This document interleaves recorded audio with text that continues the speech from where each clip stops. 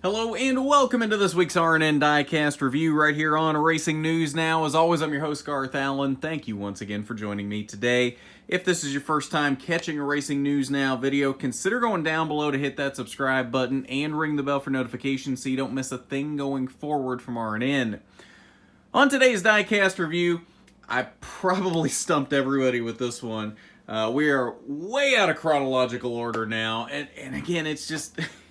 It's what we've got at the moment. I didn't want to necessarily do this one this soon, but this is kind of the order we had to go back in. We're gonna jump way back closer to where we should be in chronological order next week. But for now, as you've seen in the title, this is Kevin Harvick's Brickyard Indianapolis winner from 2019. So let's take a look at the box. Typical elite window box here, nothing out of the ordinary. And 432 of these Kevin Harvick Indy wins were made in the elites. So let's take a look at the box here, or what comes in the box, rather. Typical stuff here, Cup Series race winner sticker, the generic elite COA, as well as the race stat card. Kevin Harvick Big Machine Vodka at the Brickyard winner. September 8th, 2019, started on the pole, led 118 of the race's 116 laps on his way to the victory. Very dominating win for Kevin Harvick in this one. Almost forgot. Harvick dominates at the Brickyard. You can pause to read that if you want to. It's been one of those days. I'm sorry. I'm all over the place right now. But maybe that makes it a little more fun right now. I don't know.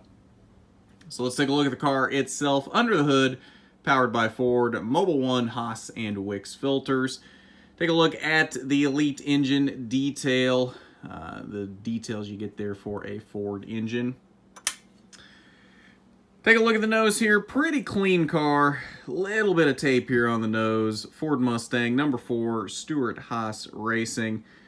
On the nose, Mobil 1 with the gray flames of the new updated 2019 and now 2020 Mobil 1 scheme for Kevin Harvick. Really good looking scheme. I like this scheme. Monster Energy and Ford across the top windshield banner. Number 4 on the roof. Flaps do function. Bush on the back of the roof. Harvick did number 14.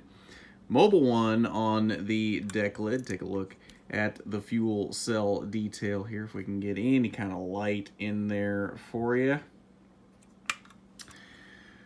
Down the driver's side here, little bit of scuffs here down the left front tire. Contingency sponsor as well as the NASCAR Heat Pro League logo. Cloth window net, Kevin Harvick and the American flag, plus 3 winner stickers on the name rail. Sponsors down the B post, Bush and a couple other sponsors in front of the rear wheel. Mobil 1, Jimmy John's Freaky Fast on the C post. And on the quarter panel, we have Mobil 1, Haas, and Jimmy John's. On the back bumper, Mobil 1, a couple of times here, the Ford Michigan license plate and the number 4. A little bit of scrapes back here, I'm assuming from just guys bumping him on restarts. And then down the passenger side, clean down this side as well. Really clean car here. Not a surprise, though. It is a Brickyard winner. So it's really, I don't know that we've ever had a real damaged car win the Brickyard. And because it's a mainly black scheme, you're not really going to see any rubber buildup either. So it's essentially the clean Mobil 1 scheme of 2019. So take that for what it is. I wanted it personally since I'm from Indiana, so I'm kind of trying to build up my Brickyard 400 race win collection.